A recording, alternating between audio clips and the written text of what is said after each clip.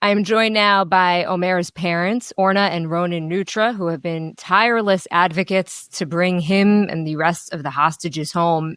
Thank you both so much for your time. I really appreciate it. Thank you, Jill. Thank you for having us.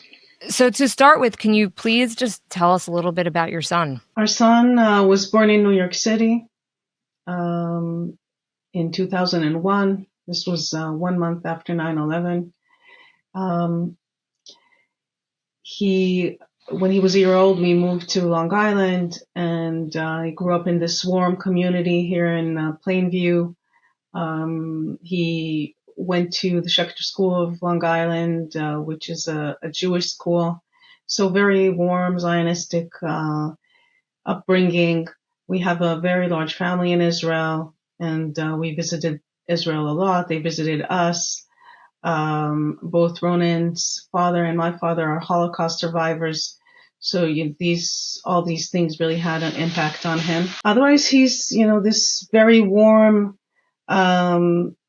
regular kid, always kind of looking, very social, always looking to have fun, very athletic, avid follower of the New York Knicks and football, and very athletic himself, always on a team sport, all throughout high school. He actually found himself or took upon himself different leadership roles as an athlete. So he, at some point in high school, was the captain of the soccer, basketball, and volleyball teams.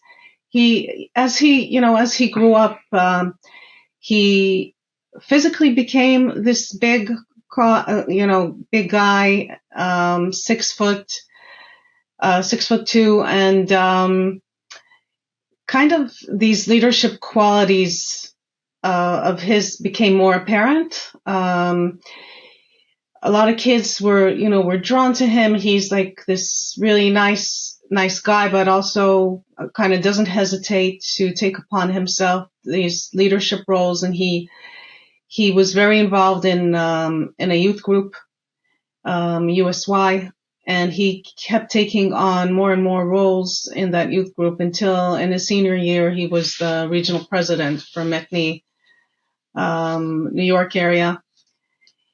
So he's this combination between, a goofball, the guy that's going to break the ice and make friends with everybody, but also the guy that knows how to get things done. And so when he graduated high school, we were thinking, what's the next step? He went through the college application process like everyone, and he was accepted to Binghamton University.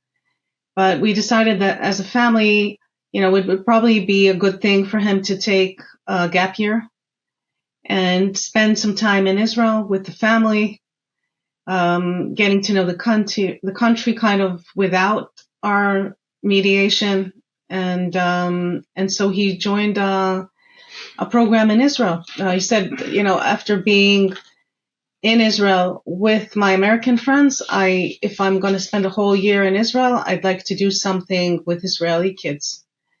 And so in 2019, he moved to Israel for a year, which became a very life-changing year for him. So what made him decide that he was going to join the IDF? Right. So, as he landed on the ground, Omer had been to Israel many times, but never in this way, and never had such direct contact with Israeli kids. And he joined a program that was primarily for Israeli kids. 50 Israeli kids, 5 kids from the United States, right? So the proportions. And I think he really connected very quickly to his peers. These are all 18-year-old Israeli kids, really, really motivated. Israeli kids have no choice. Military is mandatory. Service is mandatory. And as he grew closer to his peers, to his identity, to his family, and like I said before, both of our parents are Holocaust survivors. They moved to Israel from Europe and were, part of the foundation of the Jewish state, the only Jewish state. And as he spent time over there on this program, he realized that, his love for Israel is not enough, and he felt that he had to do something about it, and that he couldn't go back, to college just like that, and that he had to serve before he did that, and so he chose to join the armored corps. And Omer, like Omer, once he takes responsibility, immediately he wanted to join a place where he can have an impact. And he decided to join the Armed Corps, both because of the fact that it's, you're working with small units, you have a lot of impact on the people around you. There's a pretty quick advancement, and very quickly he was identified as a leader as well over there, and became a commander. So can you bring us back to October 7th of 2023? Where was Omer, and when did you realize what was happening? So Omer was stationed next to the Gaza border between two kibbutzim, Kibbutz Nir Oz and Kibbutz Nirim. There's a small post called the White House, strangely. And this small post, Omer was the commander of that place. And it had two tanks and a small group of Golani soldiers. And their job was, during normal time, to defend the kibbutz next to them. During the month prior to October 7, there were a lot of riots on the border. The young Palestinians were activated to make riots and throw little explosives, and the tanks were going up and down the border trying to clear this and make sure that nothing major is happening. And the day before October 7, everything stops, or a couple of days before, and it was very quiet. And Omer told us that they're actually expecting a very quiet weekend, Simchat Torah. There was no sign that anything is going to happen. His team was all staying in the base for that weekend.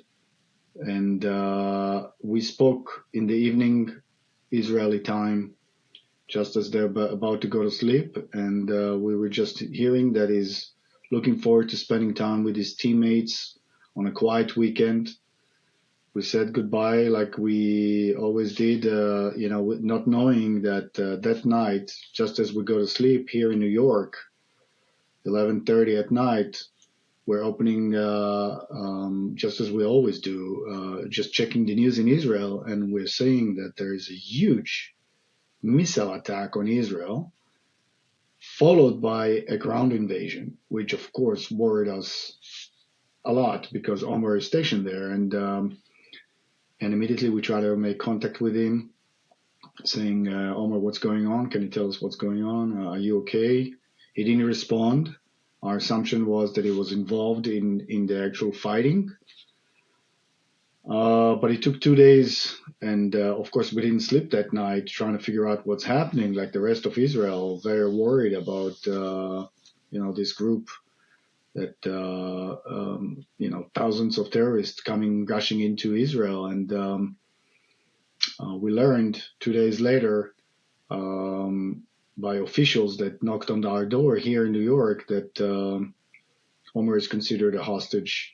Together with his team, his tank was found empty, on fire, when probably 6 hours later, the Israeli army came to that tank and found it empty. Omer and his team probably were one of the first responders that rushed to the border and were immediately attacked by an ambush of hundreds of Nukba, ISIS, Hamas terrorists that basically put the tank on fire. And he was taken, to our knowledge, alive together with another teammate. And later we found out the two other teammates, the driver and the second teammate, were killed at that attack, but their bodies were taken into Gaza as well. So all 4 people are missing since October 7. One of them was retrieved. And one of them, later on, months later, as part of the operations of the Israeli forces, was retrieved. His body was brought back. That's it. That's the story of him being taken hostage as we know it. Yeah, received any information from the U.S. government or the Israeli government about him and his whereabouts? He is one of the 4 Americans that is believed to still be alive. We have been in touch with the American government for over a year now. We've had regular meetings with the National Security Advisor, and we've met with the president multiple times. We're also in direct contact with the Israeli military and intelligence. They have information from the day of the attack. Hamas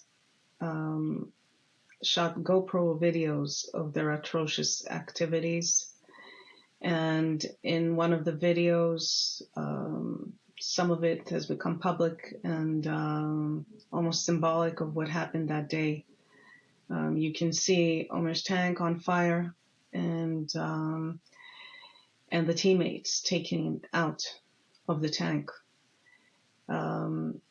Since that time, we've had limited information from the intelligence, which we really cannot share. You guys mentioned that Omer deferred his enrollment to Binghamton to serve in the IDF.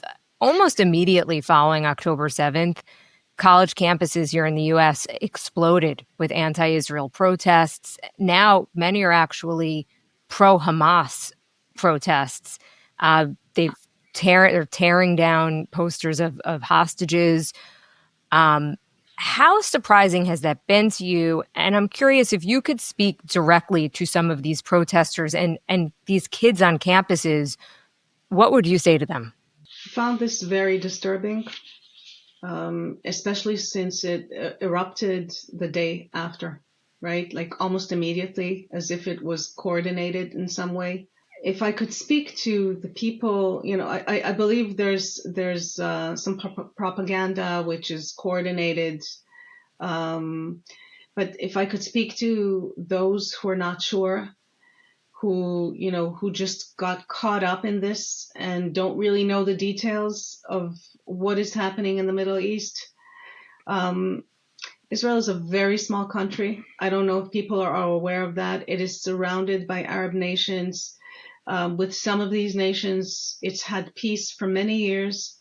And there are some sects, among them Hamas and the Islamic Jihad, which are jihadist groups that just want to eliminate Israel. The Palestinian cause, although they're putting it as if it's, that's their cause, it really isn't. They're supporting a terrorist group. Hamas is a terrorist group, like Ronen said before, like ISIS. Their whole cause is to eliminate the Jewish state and kill Jewish people and the Western world. It's not just contained to Israel. And they were sitting on the borders with Israel during a ceasefire, and the only thing they were doing for the past 20 years is building this tunnel network underneath Gaza, preparing for the day where they could just attack and kill and murder and rape children, adults, women, anything that was in their way.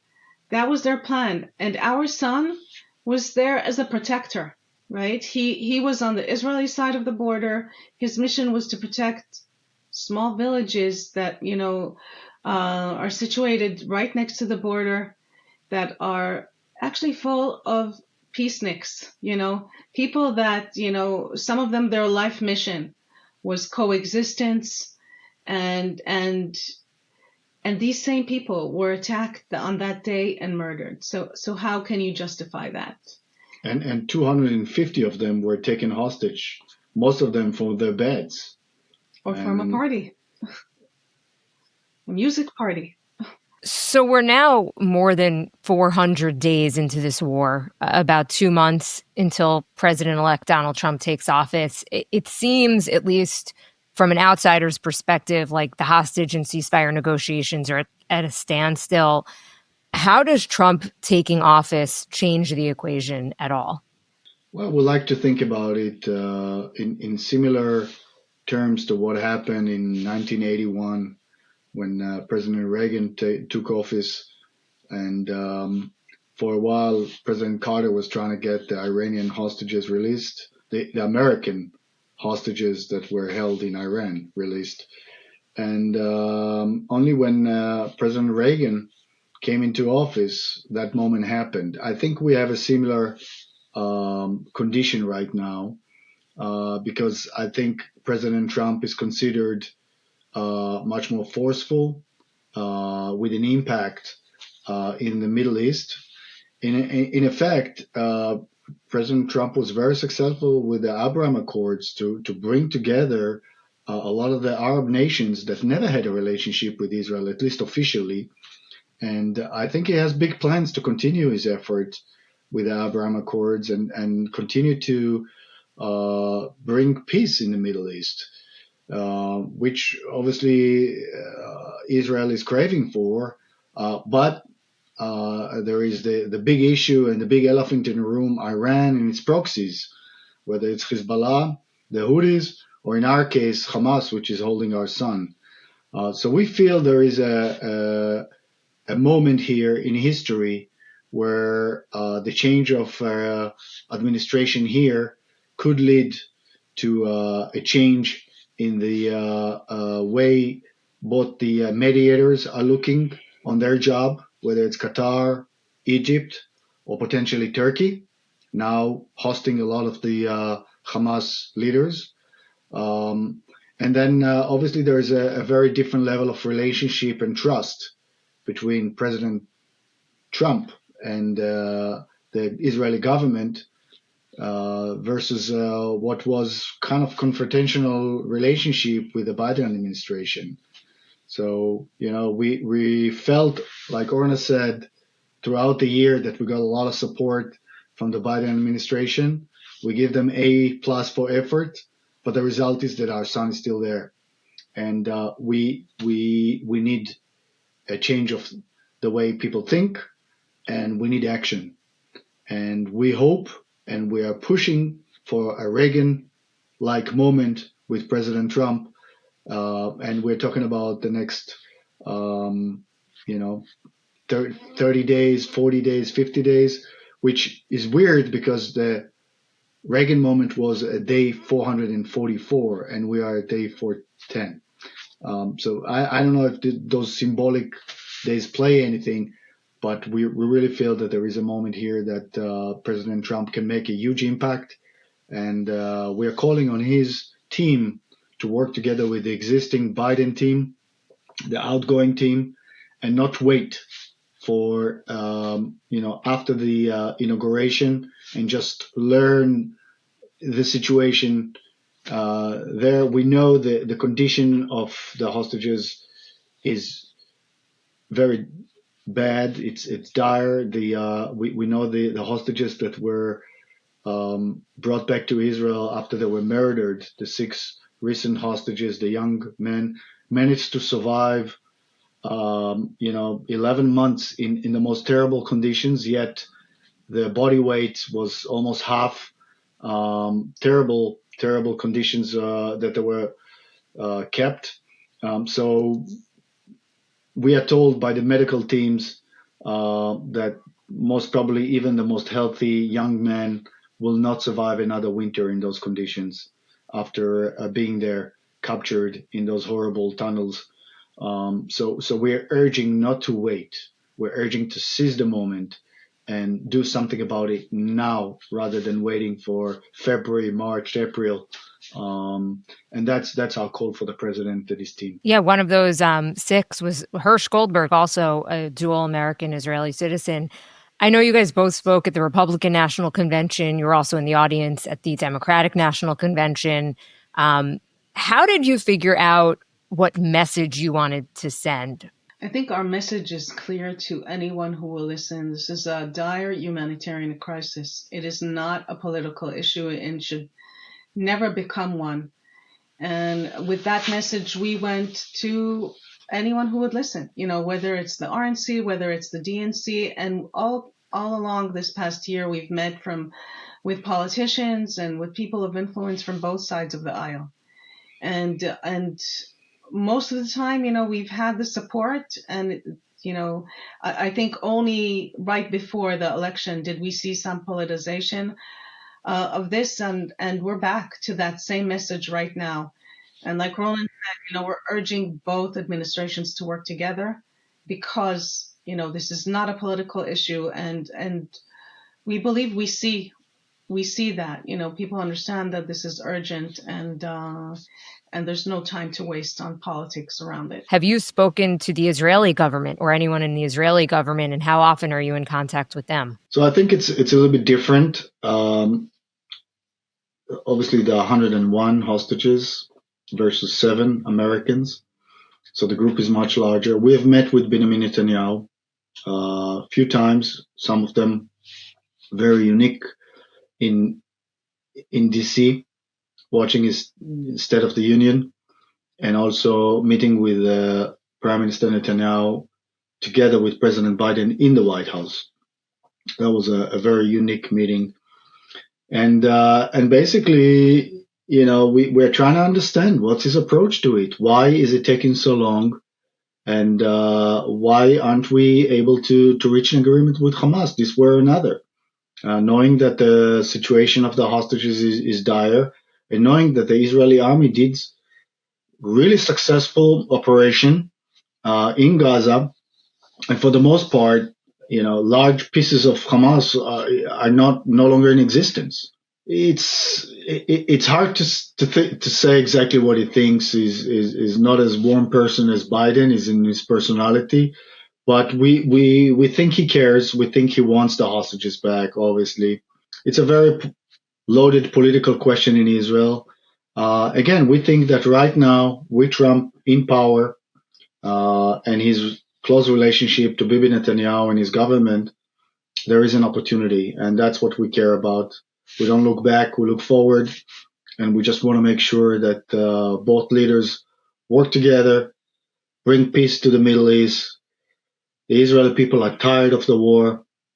Huge parts of the population have been in reserves for hundreds and hundreds of days. The economy is suffering. We have huge achievements both in the north with Hezbollah and definitely with Hamas. We feel it's the right moment for Israel to reach a ceasefire from a place of strength and release the hostages, which we obviously care mostly about. And we feel that we are getting closer to that Reagan moment, as we said, and we encourage everybody that hears this to call your representatives, to tell your officials, this is the time. We need our hostages back.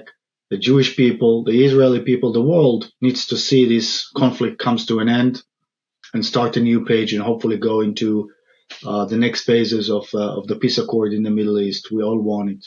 Right. I mean, and for the Palestinians too, Absolutely. who were not a part of Hamas, Right.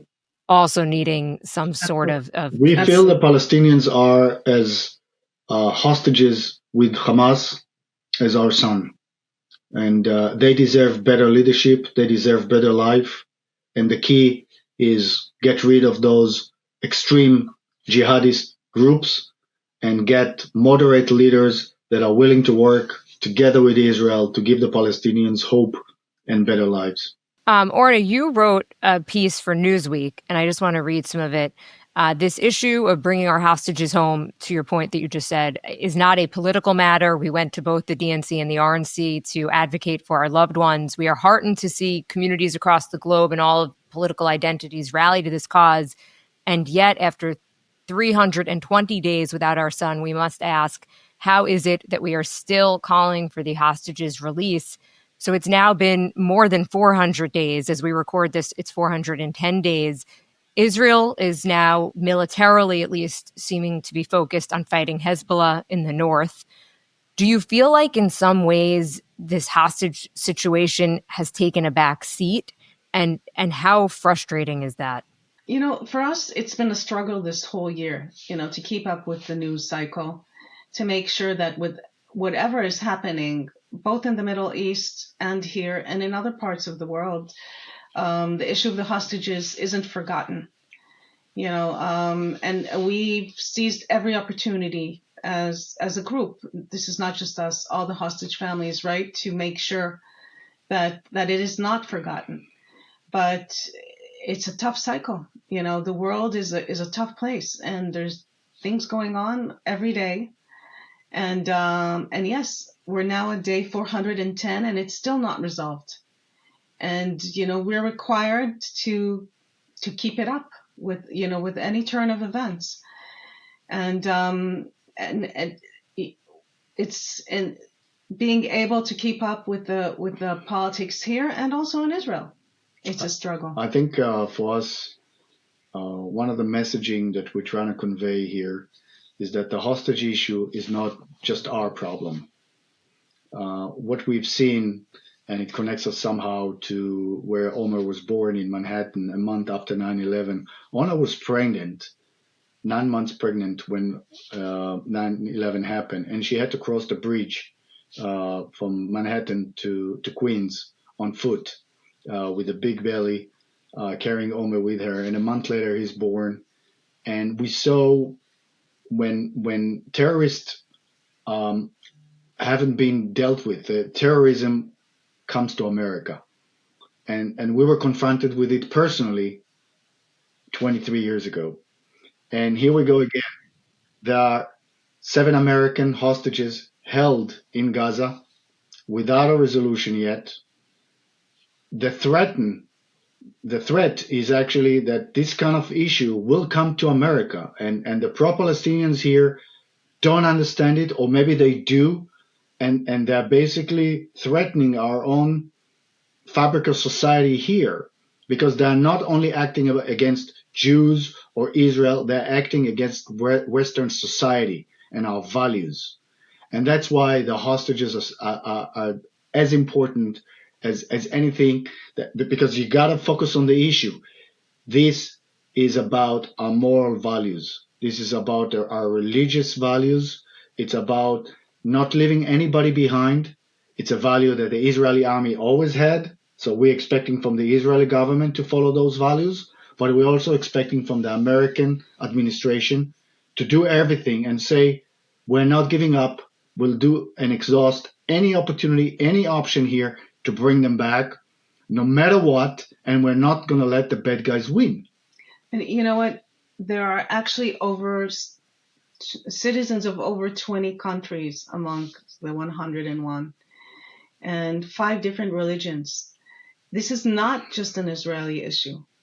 There were students from Thailand that were studying in Israel. There were workers in the fields from the Philippines. There are Muslim Arab Bedouins that were taken and are still there. It's not, they didn't pick and choose. They just took everyone. I'm wondering, I know that at the RNC, you mentioned that you spoke to Donald Trump immediately after the attacks on October 7th, that he called you.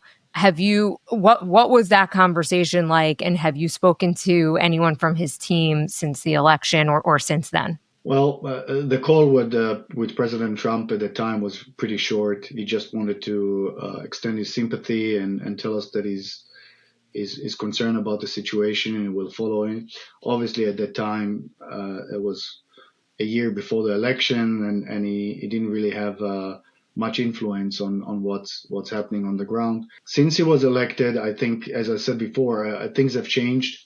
We have reached out to some of his new incoming team, and our goal is obviously to have an engagement with them, both to tell our personal story and to ask and request for them to be on top of this situation right now and not wait and act upon it. And at our visit in the White House end of last week, we spoke with President Biden, who told us right off the bat, I'm going to work with President Trump. Actually, he met us a couple of hours after he met President Trump, and he told us this was one of his major topics of discussion. So I think there is a good understanding that we need to seize the moment also in the White House as we speak. And we're hoping that President Trump will be, making that impact as we feel he can in the next few weeks. and helping us get our son back, or at least advance the situation to the degree that discussions will resume and we'll start to see again much more traction. Pre-October 7th, 2023, you guys were just a regular family, of course, leading your regular lives, and you have been just thrust into this kind of advocacy position that you certainly never asked for, meeting, as you're mentioning, with world's leaders, diplomats. You spoke at the RNC, you've been to the White House. I'm just curious, what is your day-to-day like? Well, it's nothing like it was before October 7th. We really have been focused 24/7 on our efforts to try and release Omer and the remaining hostages, whatever that entails, whether it's, these important meetings with people of influence that where we are pressing on action and almost like a diplomacy, and on making sure that this issue is kept in awareness, that they're not forgotten, that their voice is heard. So, like the podcast that we're doing right now, we've interviewed hundreds of times over the past year, whether it's on national media, in the press, international media, and we've spoken at many, many different events, different scales, in size, whether it's the huge rally that was in Washington exactly a year ago, and on many different stages since. So it's everywhere, from small audiences to big audiences over here in Israel. It's really taken over our life.